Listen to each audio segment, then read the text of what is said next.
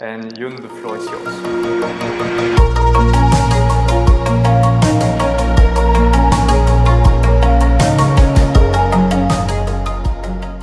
Thank you, Quentin. It's a great pleasure to join you, and thank you for the kind invitation, especially with this very distinguished panel.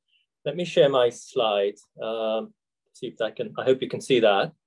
What I thought I would do is just to give you a very broad overview of the way that the financial system has changed after the great financial crisis, and to talk you through some of the events of the last couple of years as a way to plot the course ahead in terms of how we may make the market function better. So here's a very standard flowchart where you have savers on the right-hand side, you have the borrowers on the left-hand side. Think of these boxes as balance sheets, and so the flows go from right to left. So we have the institutional investors on the right-hand side of this diagram. And traditionally, we have focused on the broker-dealers, here now colored in yellow. And typically, they've been mostly bank-affiliated entities, and they have been the primary intermediaries. But one thing that we have seen is that the traditional broker-dealer sector has gradually given way to other parts of the market-based financial system. So here's one way to give you a very quick overview. What I've done here is to go to the flow of funds and just plot the total assets of three sectors. So we have yellow here being the broker-dealer sector, and everything is normalized to 100 at the beginning of 1990. And we're comparing the broker-dealer sector here with the household sector in red and the non-financial corporate sector here in blue. And you see this dramatic increase in the size of the broker-dealer sector in the lead up to the great financial crisis. But then we saw a very sharp decline as the crisis set in. There was a little bit of a rebound, but it's been pretty much treading water to the extent that for a while the household and corporate sectors were lagging far behind, but now they've pretty much caught up. On the right-hand panel, what you see is the leverage of the broker-dealer sector, defined as the assets over equity. And at the peak, we were looking at a leverage of close to 50. But now that leverage has come right down. Now, if you look at this chart, you were looking at this from the old frame of the broker-dealer sector being the primary intermediaries. You may have thought, well, doesn't this show that the capital markets have been in retreat because the intermediaries really have shrunk in this way relatively. But I think here, this is where the new infrastructures and the new institutions in the capital markets really come into their own. One of the big changes since the GFC has been the advent of various financial market infrastructures, such as clearinghouses, exchanges, and other platforms. And a lot of the market activity has migrated to those areas. And I think this sets in motion, I think, a discussion about how we should think about financial stability, and in particular, how we should think about systemic risk in a market-based financial system. I think when we have banks, and this was very much in operation during the great financial crisis, defaults were a very important channel through which stress was propagated. And I think what this has given rise to is this picture that you're seeing now. It's a kind of hypothetical case of how systemic risk would propagate. And the idea is that A has borrowed from B and B has borrowed from C. And when A takes a hit, bank B takes a loss. And if that loss is big enough to eat into the debt claims, then bank C takes a hit, and so on. So this is the way that we would instinctively write down a systemic risk model as a kind of cascading domino sequence of defaults. But I think this may be the wrong conception when we have primarily a market-based intermediary market-based intermediated capital markets, where the defaults could certainly exacerbate the stress, but it may not be necessary in propagating the stress. And I think this is typified, especially by what happened last March, in that one of the areas where we saw a great deal of stress was in the treasury market itself, where default itself wasn't really an issue. And we have to think about other channels of stress propagation. And let me introduce that topic by taking you through three possible ways of increasing leverage. And let me just go through that in sequence from left to right. The first picture on the left here is a standard MBA textbook idea where you keep the assets fixed. That's why it's in gray. But then you have an equity buyback that's financed with a debt issue. So there's a straight substitution of equity by debt. So you increase leverage that way. In the middle, we have a dividend financed with an asset sale. And so you just shrink the assets and thereby also shrink the equity, but the debt remains fixed. Think of it as long-term debt. And this is the way, for example, the Merton model, which has a long-term debt outstanding, would also model an increase in leverage. It's really the fluctuations in the assets which causes an increase in the leverage. But it turns out that for capital markets, it's this third method, which is this third mode, which is probably the most important. And this is the increase in leverage that comes from a decline in margin. So the idea is that the investor has some own funds here, equity marked in gray, and the amount of margin you need to put up to finance the assets you hold then fluctuate. And the equity is only financing the margin. So when the margin declines, you can take on more debt, and so the assets increase accordingly. And so this is an idea where assets and debt sort of move one for one, as it were. And that's exactly what we see if we look at the broker-dealer sector. So this is a chart that I have in a paper with Tobias Adrian. And what it shows is the broker-dealer sector in aggregate. And the horizontal axis is the dollar change in total assets of the sector. And the vertical axis is the dollar change in the debt and also in the equity. And the hollow blue dots here show the relationship between the change in the assets and the change in the debt. And the red diamonds show the change in the assets and the change in the equity. And what you see is that the slope of the blue hollow dots is essentially 1, which is to say, for every dollar change in the assets, you have a dollar change in debt. Whereas the slope of the red line is essentially 0. So change in assets are matched dollar for dollar, but by the change in the debt. And that's exactly what you see on the right-hand panel here. A dollar change in assets is met exactly by a dollar change in the debt.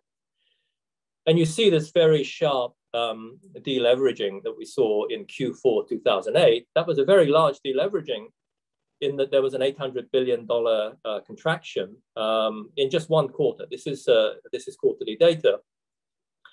And clearly there was a lot of default then as well, but perhaps the stress was underestimated by the default itself, and the deleveraging also played a very important role.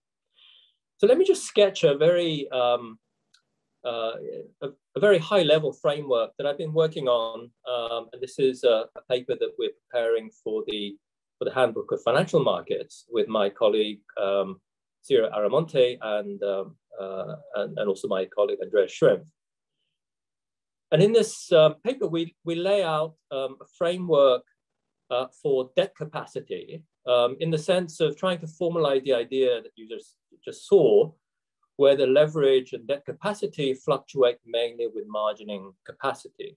And the idea is that margins limit the use of debt, and it's the fluctuations in the debt capacity entailed by the margin, which entail fluctuations in financial conditions.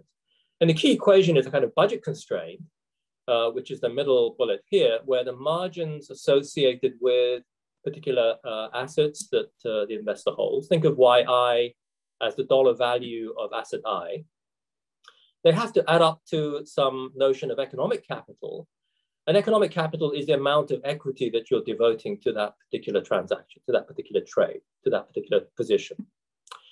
And it's rather like a standard consumer choice problem, where kappa here, which is your economic capital, is your budget constraint, is your budget, and you're allocating your budget according to some criteria.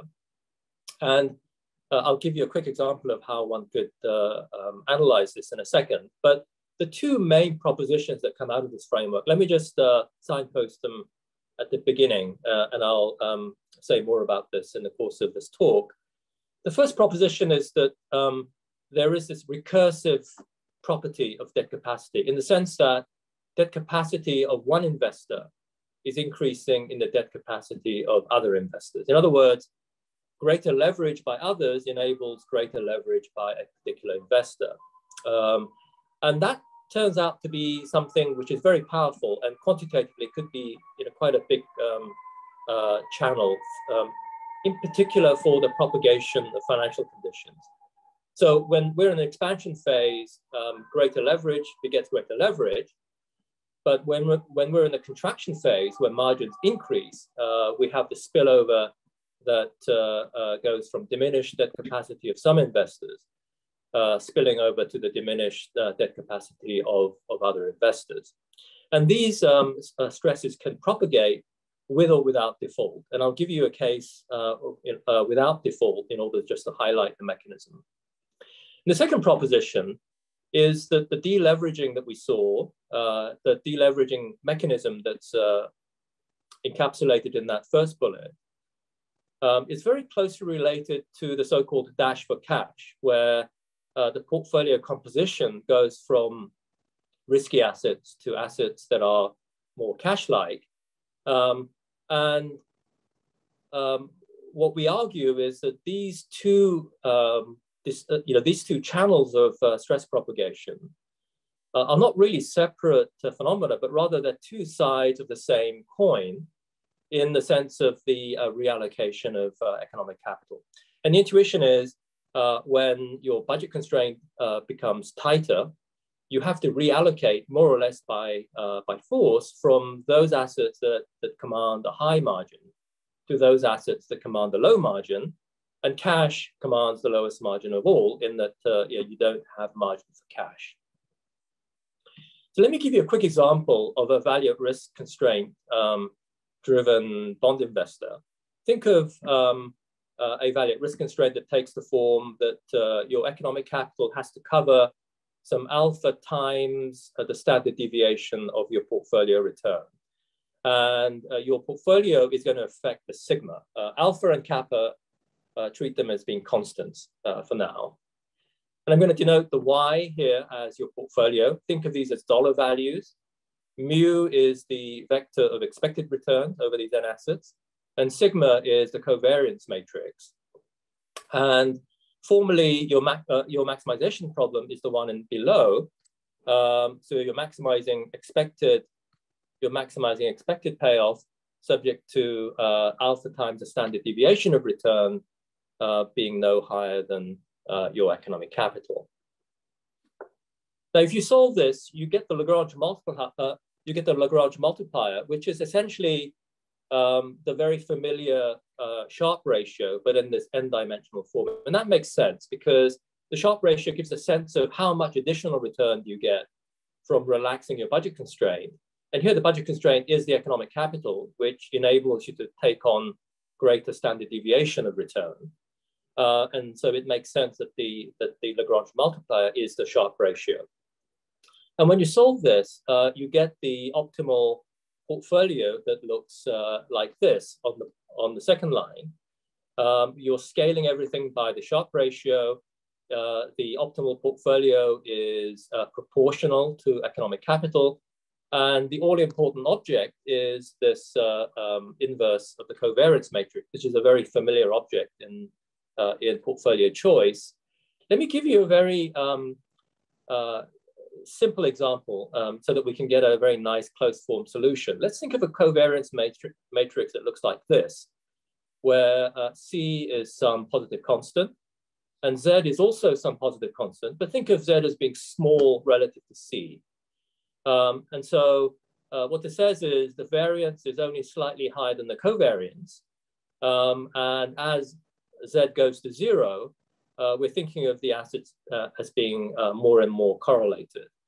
So think of the assets as being some portfolio of government bonds that have very, very closely correlated returns. Now, in this case, the inverse takes a very, very simple form. And so we can just plug everything in. We can solve for the optimal portfolio as in the second line. And I draw attention to these red expressions here, which is the Z. Remember where Z comes from. This is the additional size of the variance relative to the covariance. And so what we're going to do is take the limit as Z goes to 0, or at least think of Z being very small as the operating case to give you a sense of how very closely correlated government bond portfolios might actually behave. Now you can see from this expression that as Z goes to 0, the position size just blows up. Now some of the Y's are going to be positive, where on the right-hand side, you see that it depends very much on how large the expected return is relative to the other bonds in your portfolio. So some of the bonds are going to be positive, some of the bonds are going to be negative, they're going to be short positions. But in any case, the absolute size of those positions will be magnified as Z becomes very large. So let's just plug in some numbers for the sake of it. Just bear in mind that the correlation row here is just 1 over 1 plus Z. And here's a plot for that particular numerical example. We're just plotting the position size. I should say that the economic capital that we're thinking about here is 1.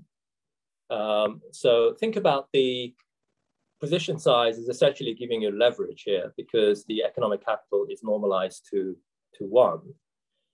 And here's the size, long and short, of 2 bonds. Y1 has a slightly higher return than Y2. And so what that means is in this kind of framework, you have a long position in the first bond and a short position in the second bond. And that long-short portfolio is going to be magnified without bound as rho goes to 1. And as we get close to the correlation becoming close to 1, you see this fanning out, this open jaw pattern where you have a very large leverage portfolio. Now, I think this is where the stress dynamics might actually kick in, because when you have a shock and the correlation declines, this has implications for your portfolio as well, because your economic capital constraint binds, and this will entail some adjustment of your portfolio.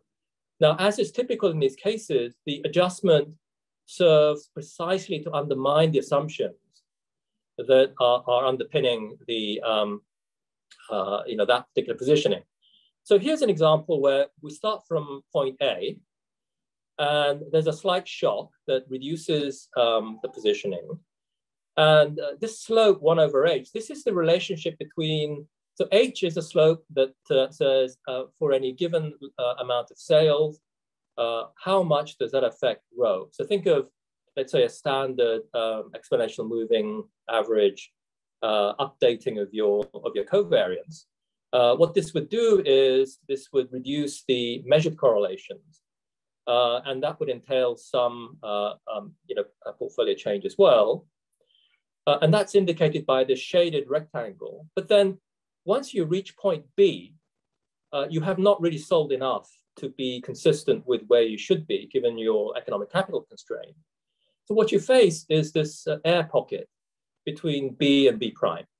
And so I think we have this additional sale, but then at B prime, you're not quite where you want to be either, because now the other relationship is out of kilter. It's only when you've gone from A all the way down to C that you would see something that's consistent within the economic capital constraint.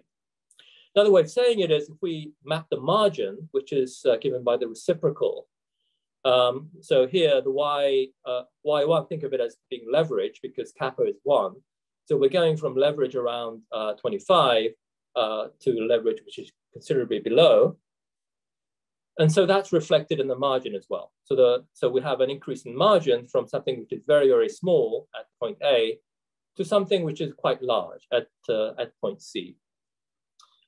And if we look back to March of last year, and there are some telltale signs that there were these dynamics going on. If we look at the futures market, for example, one of the reasons for looking at the futures market is that a very popular trade that's now been very well documented by some research papers that have appeared over the summer is that typically an investor may hold a portfolio of treasuries, but then that will be hedged by an equivalent position by going short in the futures market. But nevertheless, whether you're long or short, an increase in the margin is going to have an effect on your positioning. So here we see in red how the margins were behaving in the futures market. So we have, compared to the interest rate swap market and the CDS, we have this very sharp increase in the margins on futures. And if we look in the right-hand panel, it was primarily due to the futures margin that were being paid for by the customers. And there have been some very interesting updates to what we saw last year. And let me point to this paper, which I think is a very interesting paper that uses the form PF data published by the SEC, that is collected by the SEC. And what it shows is the hedge fund treasury exposure, both long and short, over these few years. And the blue is the long exposure, the orange is the short exposure. So typically there'd be more long rather than short because there are many different varieties of strategies. It's around, it's just below 1.5 trillion in terms of total exposure. But they focus attention very much on the so-called cash futures basis trade, which is the idea that you hold a long position in treasuries, but then you hedge by having the equivalent short position in the futures. And you see that this constitutes around, let's say, 2/3 of the total position. If you think about this as being, let's say, just over 1.3. So we had at the peak something in excess of 750 billion. And what they also give is, I think, some very interesting texture to how these trades were laid on, in that the repo financing for the long positions in blue were not matched by the reverse repos, but rather you see this gap opening up, indicating that a lot of the positions were put on using the futures contract, and therefore they were off balance sheet. But then you see this short positioning here on this chart as well. And also, just to put further texture on the infrastructure, we have also seen, I think, a very interesting development where the financing of treasuries has also gone hand in hand with the growing importance of cleared repo, so-called. So here, this is from the OFR website, where if you look at the money market fund assets, and in particular the repo segment, we can actually track, which segment of so which assets we're backing, and we see a growing importance of this black line, which is the repos that were financed through this FICC, the Fixed Income Clearing Corporation. Now, let me just, in conclusion, just lay out an accounting framework just to formalize this a little bit more. So imagine that we have N financial market participants, which we're going to call investors for short, and they're indexed by I, which ranges over 1 to N. And XI is going to be the value of debt, and EI is going to be the value of equity. And there are also some outside assets, outside in the sense that they're not the liabilities of any of the N investors. And in this kind of system perspective, we can think of the portfolio as consisting of inside debt claims, inside equity claims, as well as these outside assets. And here, government bonds would be very much outside assets in that we're not counting the government here as an intermediary. And we're using this notation. I'll need to go fairly quickly, but this is just notation indicating which proportion of these assets are being held by the respective investor. And we can build a whole taxonomy of the non-bank financial intermediary sector by the nature of the claims. For example, mutual funds would issue equity claims only, whereas hedge funds would issue both equity and debt claims, etc. Now, the accounting proceeds by noting the balance sheet identity, which is the first equation. And then let's bring in the margin constraint. So this is the key relationship where we're saying the margins that are attached to each of these assets have to be met through your economic capital, kappa, which is no higher than your equity. And if we subtract the second from the first, we can get an upper bound on investor I's margin debt capacity in terms of other values in the financial markets. And if we just rearrange this in matrix form and just write it down as a row vector, what we see is we get to this crucial equation, which is the star inequality, which is this recursive relationship that I referred to earlier, that the debt capacity in the system, this row vector X, is related to the debt capacity in the system in this recursive way. And a key relationship and a key quantity here is this matrix delta, which is 1 minus the margin. So this is, think of this as a matrix with entries. It's a diagonal matrix with entries that are close to 1, but less than 1. Think of them as a discount factor, as it were. It's the discount factor that you can use to magnify the debt claims. So when we just write this out, we get this first proposition, which says the debt capacity for investor I is increasing in the debt capacity of the others. So this is the recursive relationship here. And through successive substitution, we have the second line. And here we see this, the multiple rounds, whereby you can increase leverage by already using leverage positions of the others.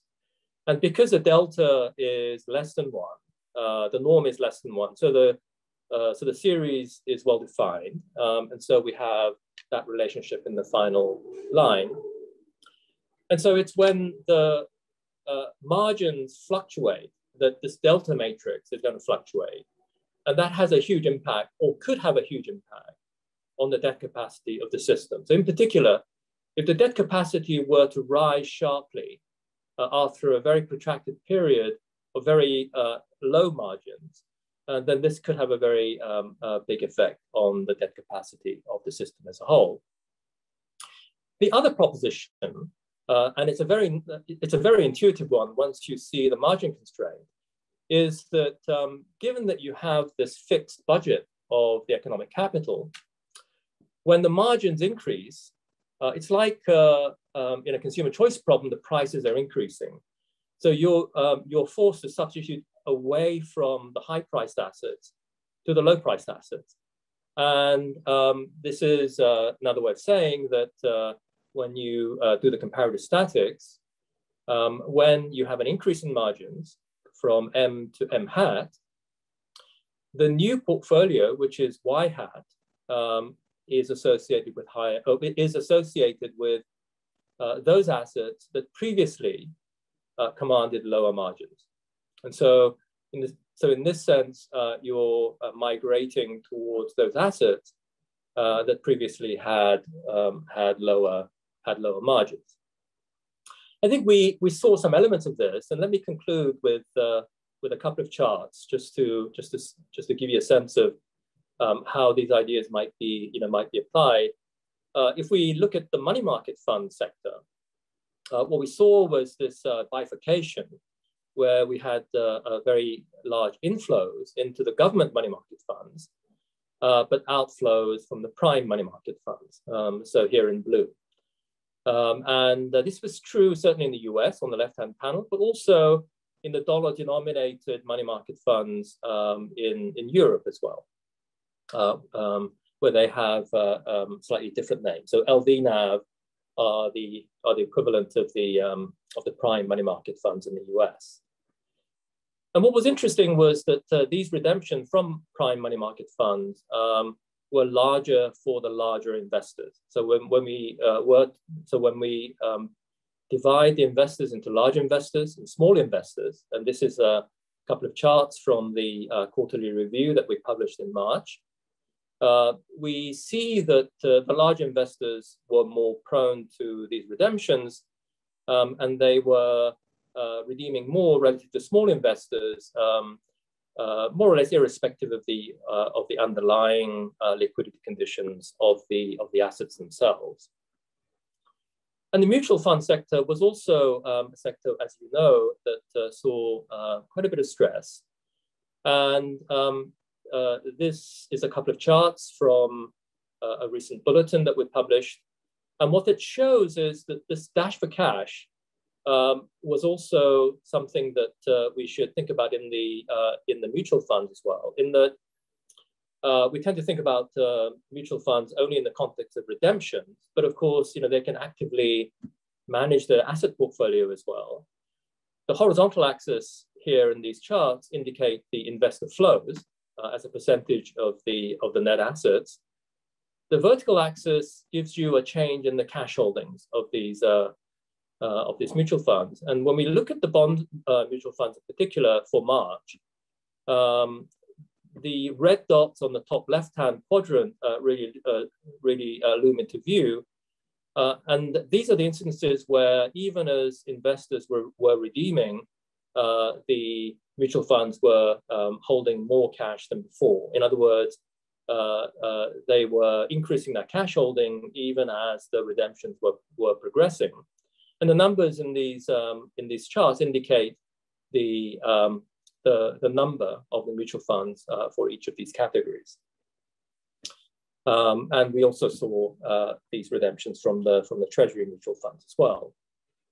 So let me conclude with a few lessons. And I think here, the time dimension of margins become very important in that as we saw an increase in margins after a protracted period of compressed margins, may actually have a big effect in the financial system.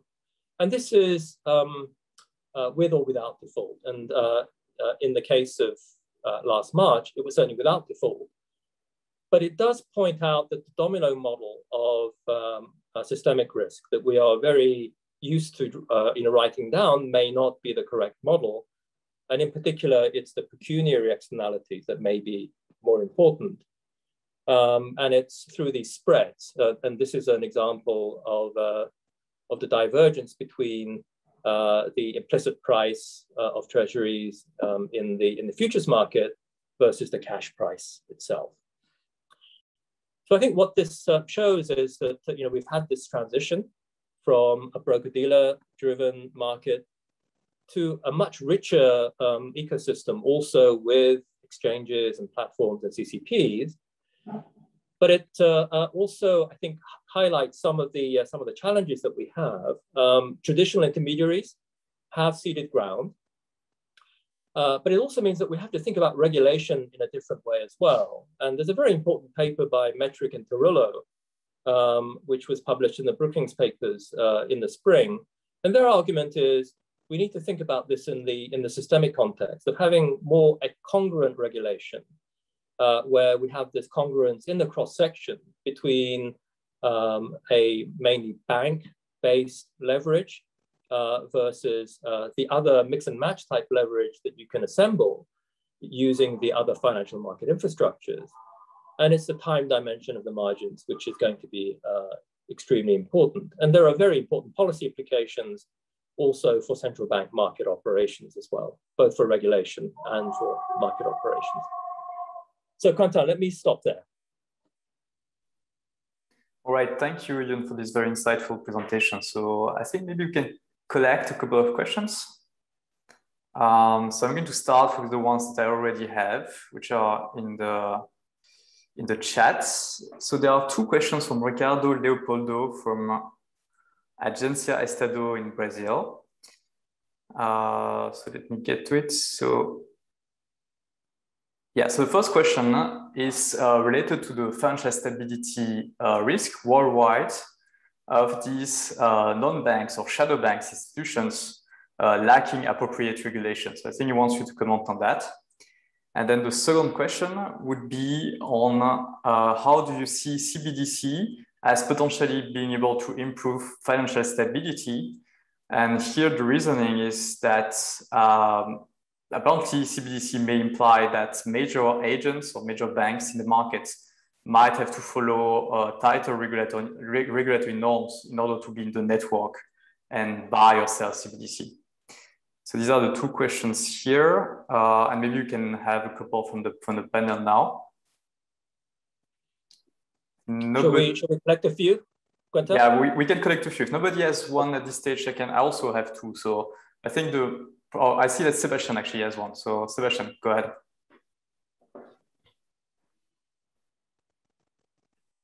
I really like this sort of nuanced view of having more market-based sort of CCPs, providing these intermediation services. I guess my question would be regarding the actual funding of all of these. So it's sort of under my impression that the funding really does need to go through the large broker dealers because, say, cash investors might be more skittish to invest directly with some of these long investors. So do you also think that the structure of money markets have changed and sort of the distribution and the path of funds, how they go from initial borrowers to final lenders? Yeah, thanks. Just that.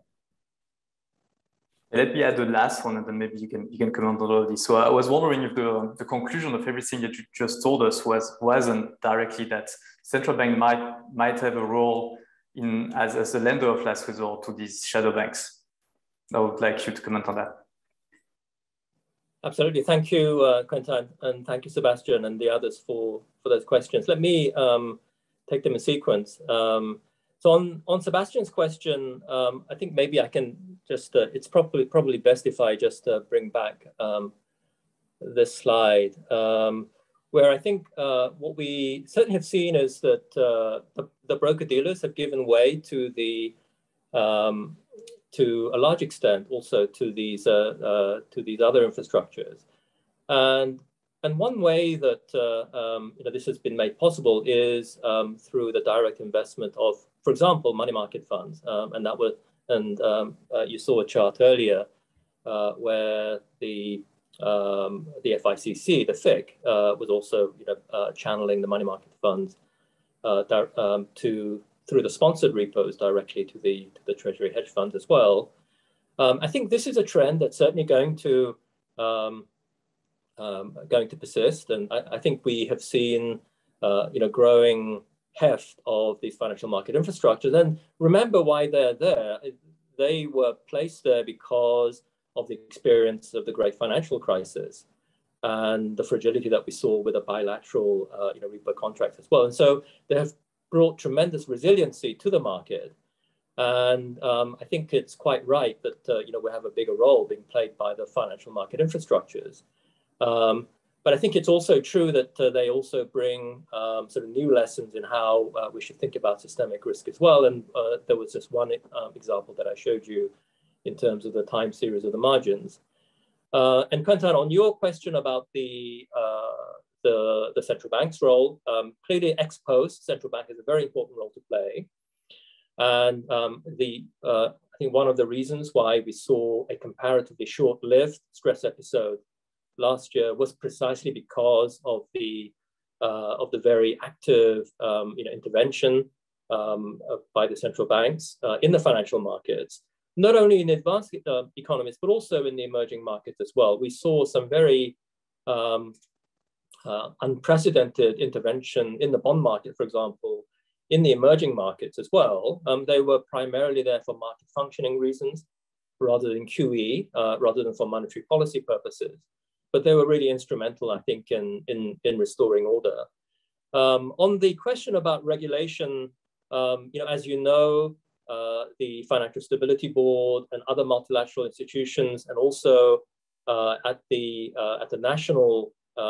competent national authorities as well, there is a program of work on the appropriate regulation, and this is something that will continue, and we certainly learned some very important lessons last year.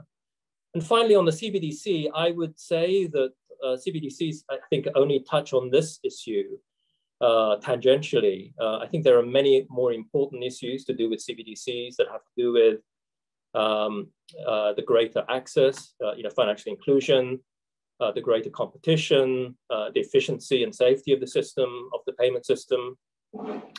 And I think PIX in Brazil is a shining example of how a publicly provided infrastructure in the payment system can play a very important role in promoting inclusion. And we can think of the PIX case as very similar to what a CBDC would achieve, except that PIX is still with the liabilities of financial intermediaries.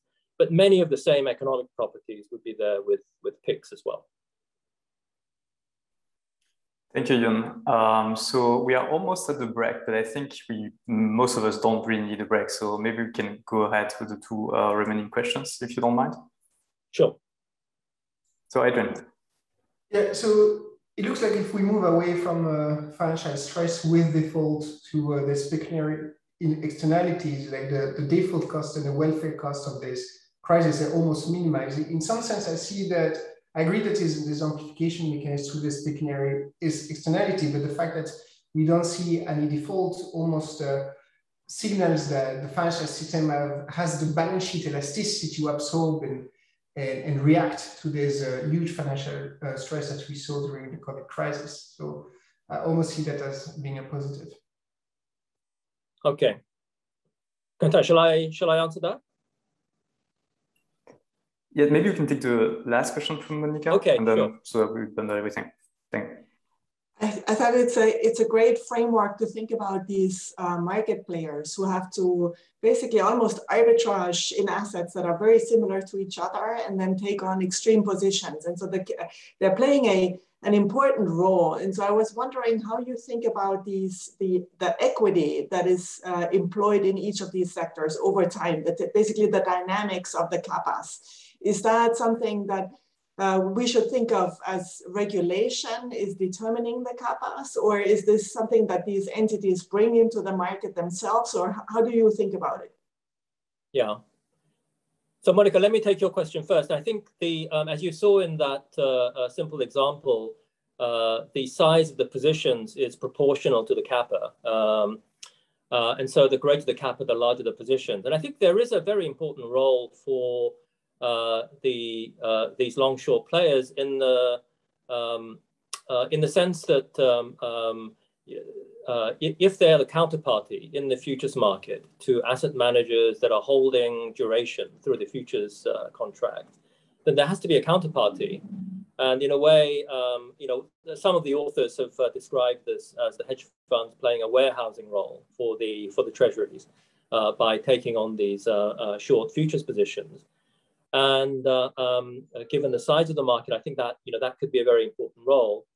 I think the important thing is how large are the margins in this case, because that determines the degree of leverage and the extent of the externality. So I think if we can think about the margins and the time dimension of those margins, I think that's probably the most promising way to think about how we can have these markets functioning with fewer of these air pockets going on. And this leads to Adrian's question, which is what is ultimately the welfare cost of these pecuniary externalities? And I think it's actually quite a sort of subtle question, because we don't actually map out these credit losses as we do in a banking crisis.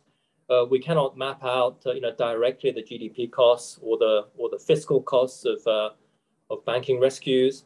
So I think we need to think further about how we can quantify these welfare costs.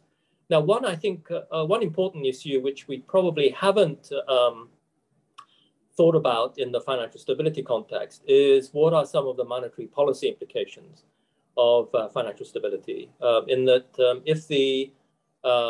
if the financial stability in the government bond market leads to fluctuations in very sharp fluctuations in long-term bond yields, and bond yield dynamics are somehow influenced by that, it could have an effect on the conduct of monetary policy as well, in that the kind of signals that the central bank extracts, would also be affected.